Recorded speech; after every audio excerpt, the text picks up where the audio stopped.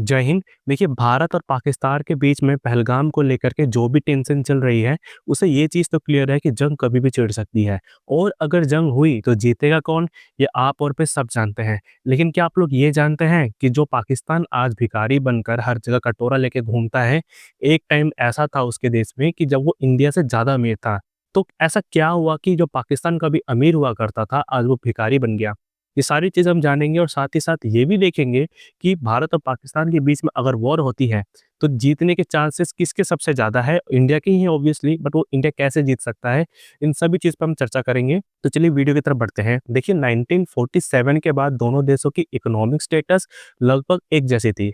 आप left side पे देख सकते हैं, ये कराची है और राइट साइड पे जो है वो अपना बॉम्बे है। उस टाइम बॉम्बे कहते थे, अब तो मुंबई है। 1960s के दौरान पाकिस्तान ने जो है वेस्टर्न कंट्रीज़ के साथ अपने रिलेशनशिप बहुत स्ट्रॉन्ग किए, ख़ास तौर पे चाइना और अमेरिका के साथ। अमेरिका ने पाकिस्तान को कई सारे मदद दी, कई सारी चीज़ मतलब बिज़नेस को बढ़ाने में इकोनॉमिक ग्रोथ करने में कई सारी मदद करी, जिस वजह से पाकिस्तान की जीडीपी है वो बहुत अच्छे से ग्रोथ करने लगी और पाकिस्तान की पर कैपिटा इनकम इंडिया से ज़्यादा थी और कराची को तो एशिया का फ्यूचर दुबई भी कहा जाता था। 1970 के बाद जो है ना ये पूरा सीन बदलने लगा। कैसे? कि देखिए, जब पाकिस्तान बना था तब ईस्ट पाकिस्तान और वेस्ट पाकिस्तान था। आज के डेट में वेस्ट पाकिस्तान को हम बांग्लादेश कहते हैं। कि जो वेस्ट पाकिस्तान के लोग हैं वो ईस्ट पाकिस्तान में जाकर के उन पर अत्याचार करते थे। कहते थे कि तुम लोग बंगाली बोलते हो, उर्दू क्यों नहीं बोलते, तुम लोग की हाइट छोटी है, तुम लोग काले हो। तो ये सारी चीज़ देखकर ना वो उन पे अत्याचार करते थे। ईस्ट पाकिस्तान को लगता था कि उनके साथ भेदभाव हो रहा है, उन्हें पॉलिटिकली और इकोनॉमिक पावर नहीं मिल रही। इस वजह से वहाँ सिविल वार हुआ और इंडिया ने इंटरवेन किया। रिजल्ट 1971 में बांग्लादेश अलग देश बन गया। पाकिस्तान की इमेज और इकोनॉमी दोनों को बहुत बड़ा झटका लगा था। इस घटना के बाद 1971 में वहाँ पे जो आर्मी चीफ हुआ करते थे, उन्होंने कई बार पाकिस्तान में तख्तापलट किया, जिस वजह से वहाँ पे कभी भी एक डेमोक्रेटिक सरकार बन ही नहीं पाई और वहाँ पे डिक्टेटरशिप चलने लगी। 1958 से लेकर 1999 तक पाकिस्तान में बार-बार आर्मी ने पावर ले ली। इस वजह से पाकिस्तान में डेमोक्रेसी स्ट्रॉन्ग ही नहीं हो पाई। इंडिया ने 1991 में अपनी इकोनॉमी ओपन की। 1991 से पहले भारत की इकोनॉमी ज़्यादातर गवर्नमेंट के कंट्रोल में थी, जिसे लाइसेंस राज कहा जाता था। बिज़नेस शुरू करने हो, इम्पोर्ट एक्सपोर्ट करना हो, तो 50 से 60 अप्रूवल लगते थे। 1991 में इकोनॉमिक क्राइसिस आया। फॉरेन रिजर्व सिर्फ 10 दिन के इम्पोर्ट के लिए बचे थे। तब finance minister doctor Manmohan Singh ने पीएम नरसिम्हा राव के साथ मिलकर इकोनॉमी को लिबरलाइज किया, यानी प्राइवेट कंपनीज को आज़ादी मिली, फॉरेन कंपनीज को इन्वेस्ट करने दिया और ट्रेड और बिजनेस इजी बन गया। 1990s के बाद भारत ने इंफॉर्मेशन टेक्नोलॉजी और सॉफ्टवेयर सर्विसेज में तेजी से ग्रोथ की। सिटीज जैसे बेंगलोर, हैदराबाद ये वर्ल्ड क्लास आईटी हब्स बन गए और कंपनी जैसे इन्फोसिस, टीसीएस, विप्रोस ने दुनिया भर से क्लाइंट लिए और बिलियन डॉलर एक्सपोर्ट शुरू किए। इससे फॉरेन करेंसी आई, जॉब्स बढ़े और इकोनॉमी को बहुत एक तेजी से ग्रोथ मिली। और 1998 के दौरान भारत ने परमाणु का सफल टेस्ट भी किया और हम जो एक न्यूक्लियर पावर देश बन गए। देख सकते हैं कि कैसा भिखारी की तरह यहाँ पे ये जो पाकिस्तान जो है उस समय इतना स्ट्रगल कर रहा था कि जो पीएम है वो हर जगह जाके भीख मांगते रहते हैं, इस तरीके से भीख मांगते रहते हैं। वहाँ पे इतनी भूखमरी है, लोगों के पास आटा चावल के पैसे नहीं है, खाने की कमी है, लोग इस तरीके से खाने पे टूट पड़ते हैं और आईएमएफ के पास जाके हमेशा कटोरी लेके भीख मांगने लग जाते हैं। अब बात करते हैं इंडिया और पाकिस्तान आर्मी के बीच में अगर जंग होती है तो जीतेगा कौन? देखिए, मिलिट्री बजट की अगर बात करें तो इंडियन डिफेंस बजट कम से कम 75 बिलियन से ज़्यादा है और वही पाकिस्तानी डिफेंस बजट 10 बिलियन के आसपास है। देखिए, इंडिया के पास राफेल फाइटर जेट जैसे प्लेन है, ब्रह्मोस जैसे मिसाइल है, S-400 जैसे एंटी न्यूक्लियर मिसाइल है और साथ ही साथ पाकिस्तान के पास वही सड़े गले पुराने चाइनीज़ बंदूक वगैरह है। उनको बहुत आउटडेटेड उनके जो फाइटर जेट्स वगैरह बहुत ही आउटडेटेड है। आज के डेट में उनकी लाइफ लाइन ऑलमोस्ट खत्म है।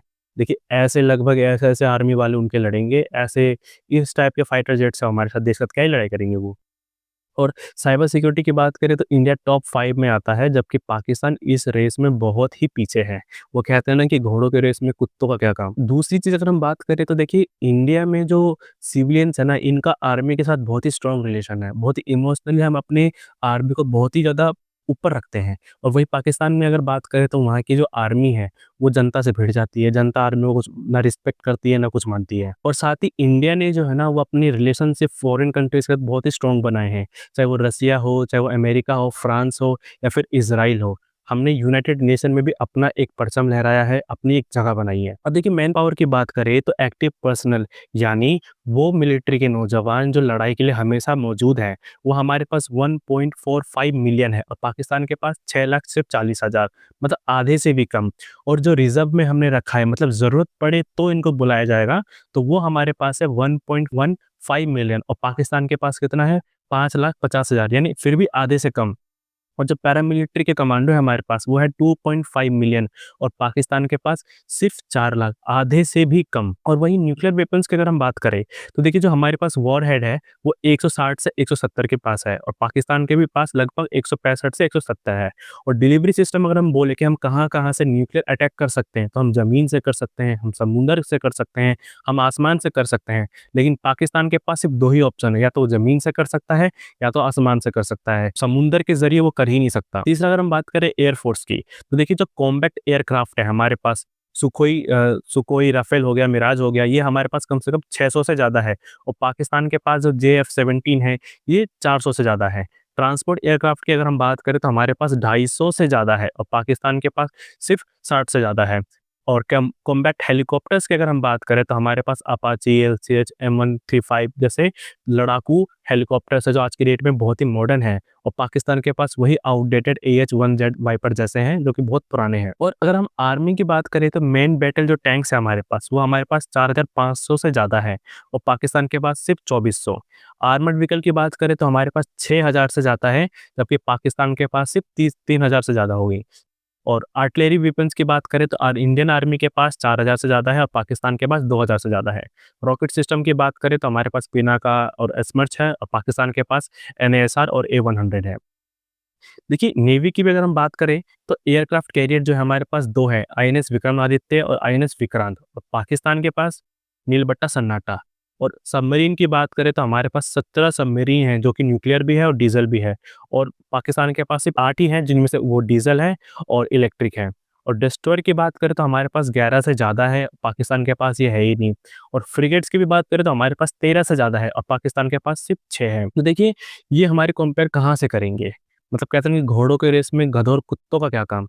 तो पाकिस्तान जो है वो अपनी इकोनॉमी को लेके इतना क्राइसिस में है कि उसके देश में खाने के लिए अनाज नहीं और पहनने के लिए कपड़े नहीं। वो दर-बदर कटोरा लेके घूमता है और वो बात करता है बड़ी-बड़ी कि हमारे आर्मी से मुकाबला करेगा। इससे पहले भी कई बार इंडिया और पाकिस्तान में जंग हुई है और आज तक एक भी जंग पाकिस्तान ने इंडिया से नहीं जीती है। आप लोगों को क्या लगता है ये जो पहलगाम में अटैक हुआ है, भारतीय सेना जब इस पर कार्रवाई करेगी तो ये सबसे ज़्यादा अच्छा मौका है पीओके वापस लेने का या नहीं?